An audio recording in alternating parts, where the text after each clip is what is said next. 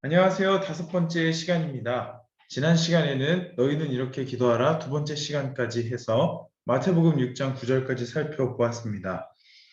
오늘은 마태복음 6장 10절부터 11절 두 절 살펴봅니다. 먼저 주기도문은 6개의 간구로 되어 있다고 소개해드렸는데요. 호칭이 하늘에 계신 우리 아버지여 이었고 제1간구, 제2간구 해서 제6간구까지 6개의 간구로 되어 있습니다. 이 6개의 간구는 두 가지 부분으로 나눌 수 있다고 말씀드렸는데요. 처음 세 가지의 간구는 하나님 중심입니다. 하나님의 이름, 하나님의 나라, 하나님의 뜻, 하늘의 뜻이 하나님의 뜻이죠.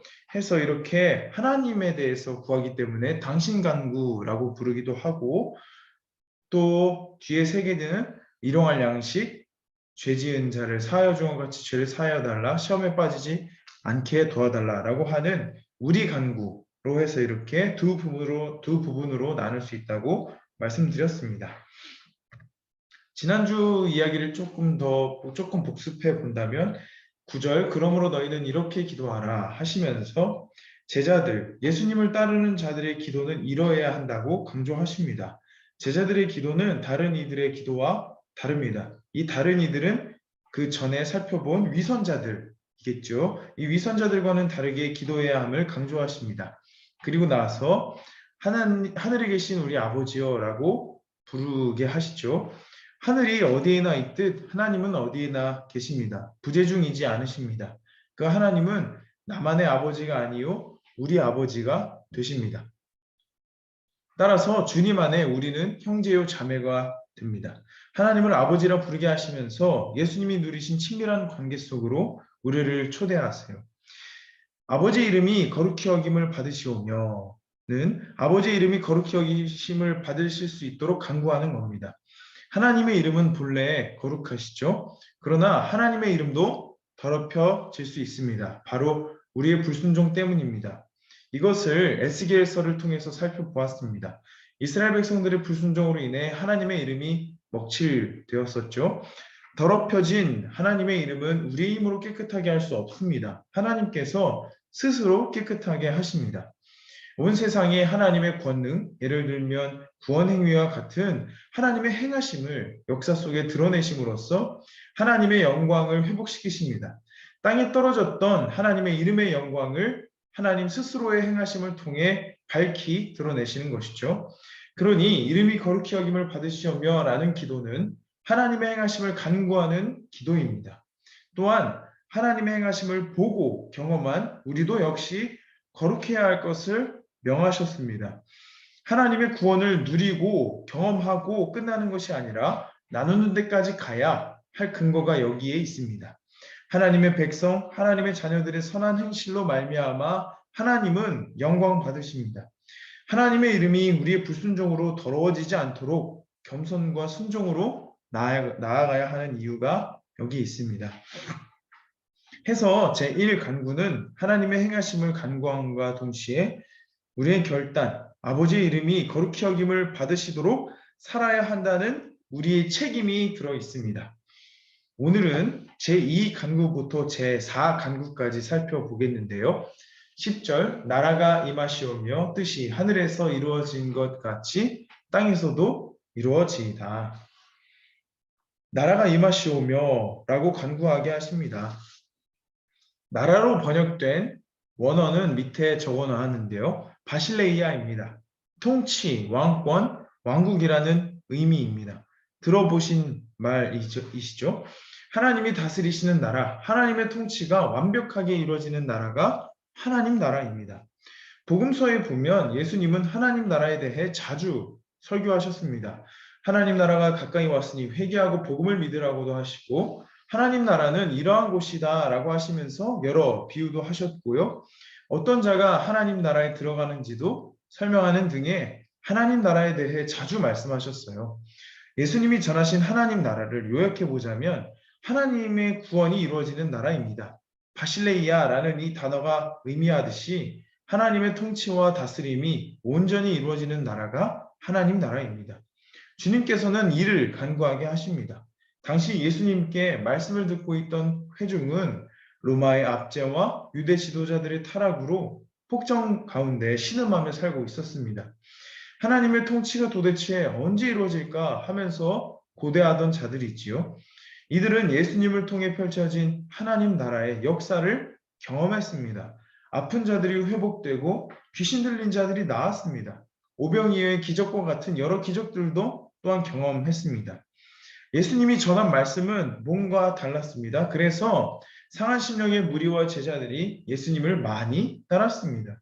이들에게 예수님은 하나님의 다스림을 간구하게 하십니다. 하나님의 이름이 거룩히 여김을 받는 것이 하나님 스스로의 구원 역사와 더불어 하나님의 역사에 동참한 우리의 순종이 요구되었듯이 하나님 나라가 임하는 것, 하나님의 다스림이 이 땅 가운데 임하는 것 역시 우리의 책임과 순종이 요구됩니다.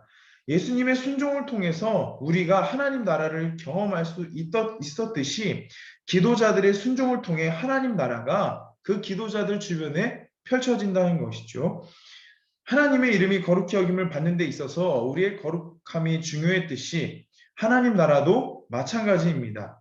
하나님의 통치가 이 땅 가운데 이루어지는 것은 예수께서 그러하셨듯 우리도 역시 하나님의 통치를 이 땅에 이루기 위해 순종의 삶을 살아야 합니다.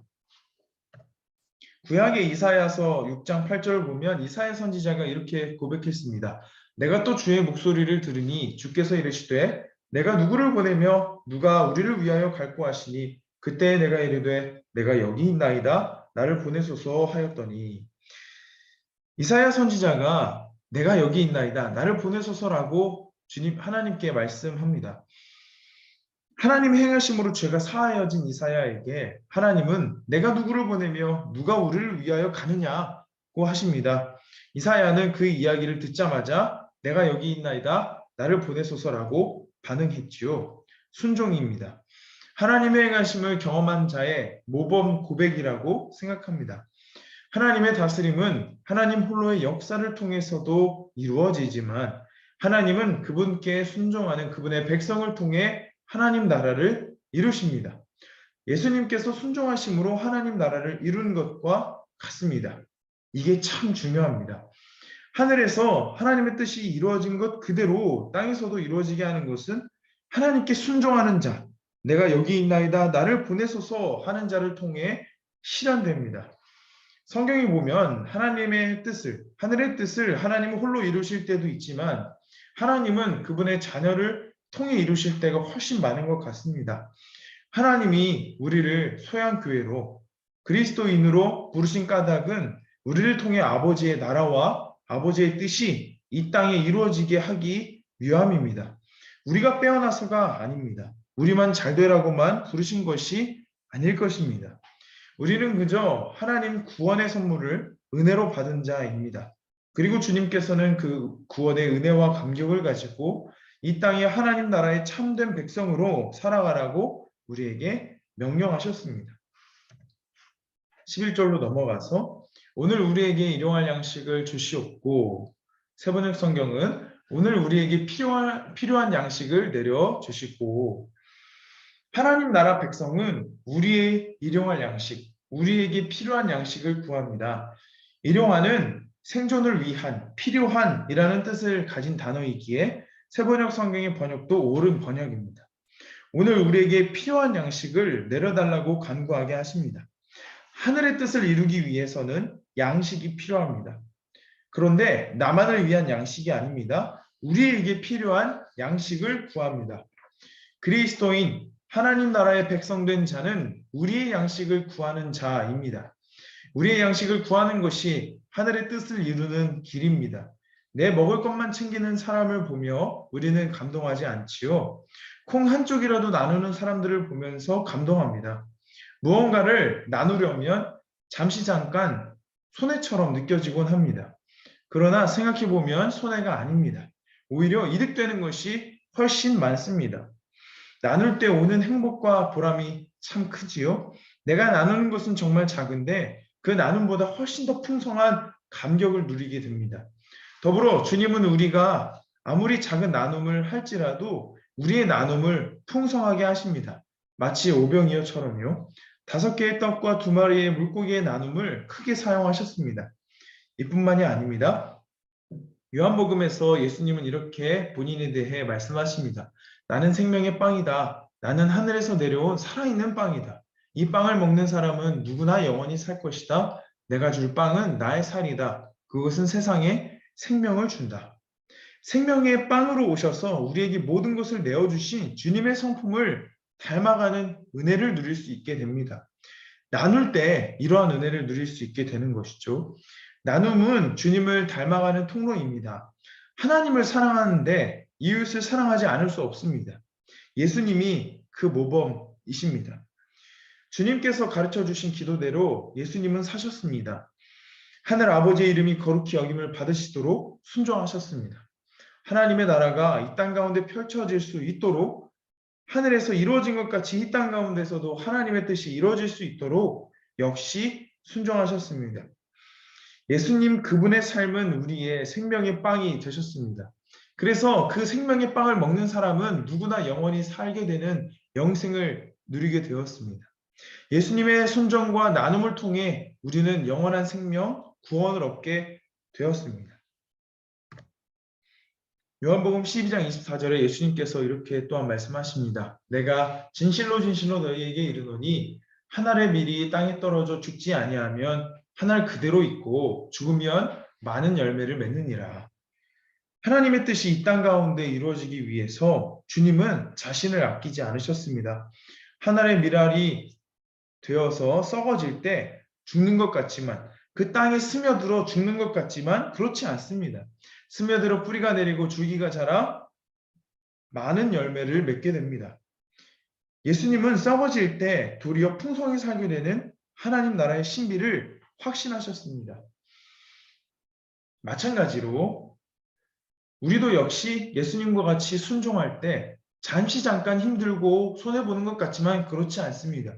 우리의 순종이 썩어져 스며들 때 결국에 큰 열매로 맺혀지게 됩니다. 엉덩이와 무릎으로 한 우리의 기도는 손과 발까지 이어져야 합니다. 손과 발로 이어질 때까지 기도하기를 멈추지 않아야 합니다. 손과 발까지 이어져야 우리의 기도는 온전한 기도라고 할 수 있습니다.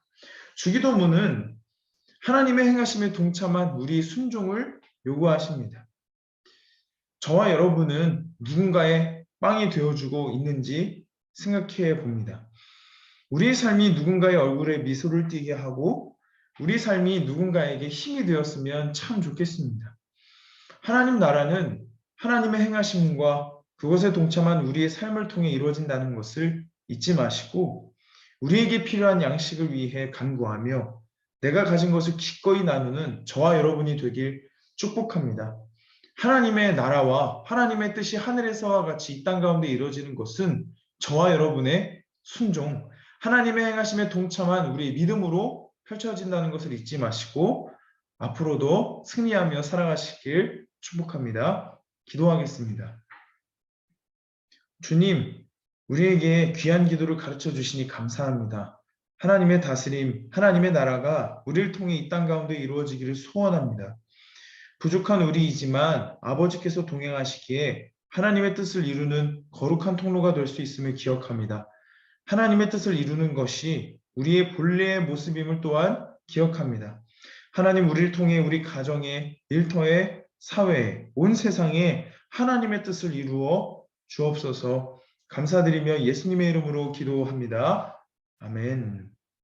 함께 해주셔서 감사합니다. 다음 주에 마지막 시간으로 찾아뵙도록 하겠습니다.